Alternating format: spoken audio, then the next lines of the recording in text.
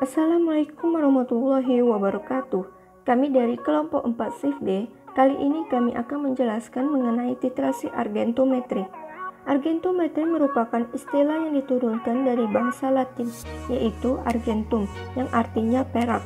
Argentometri merupakan salah satu cara yang digunakan untuk menentukan kadar zat dalam suatu larutan, yang digunakan dengan titrasi berdasarkan pembentukan endapan dengan ion perak. Lalu, apa itu titrasi argentometri?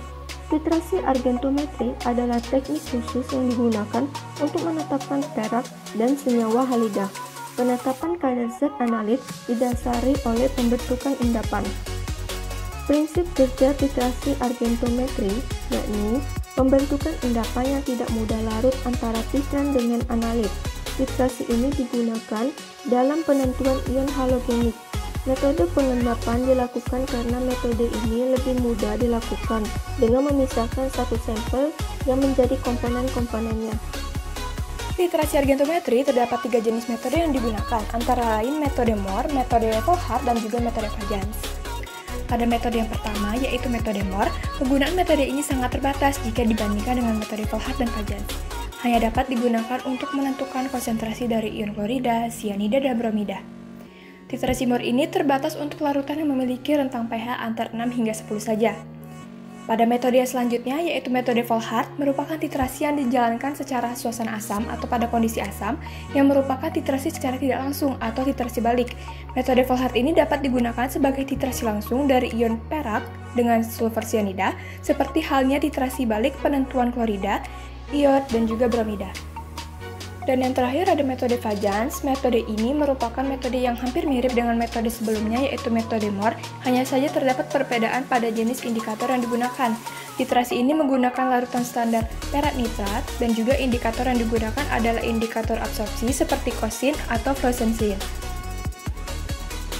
Faktor yang mempengaruhi titrasi pengendapan antara lain pengaruh kompleks, pengaruh pH, sifat pelarut, dan juga efek ion sejenis. Sedangkan faktor yang mempengaruhi titrasi pengendapan antara lain efek-efek ion lain, temperatur atau suhu, dan juga pengaruh hidrolisis. Konsentrasi pada titrasi argentometri dapat dinyatakan dalam molaritas, molalitas, normalitas, dan ppm.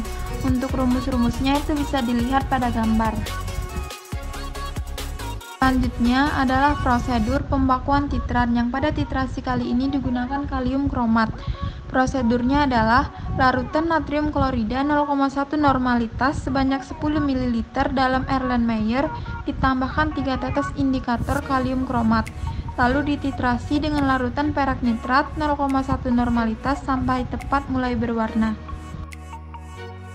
Setelah itu dilakukan penetapan kadar kalium klorida yang dalam hal ini digunakan sebagai sampel untuk ditetapkan kadarnya dengan menggunakan titrasi argentometri.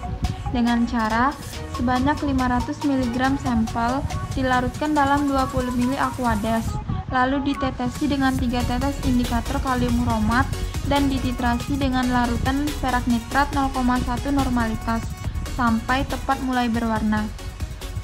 Sekian dari kelompok 4, terima kasih.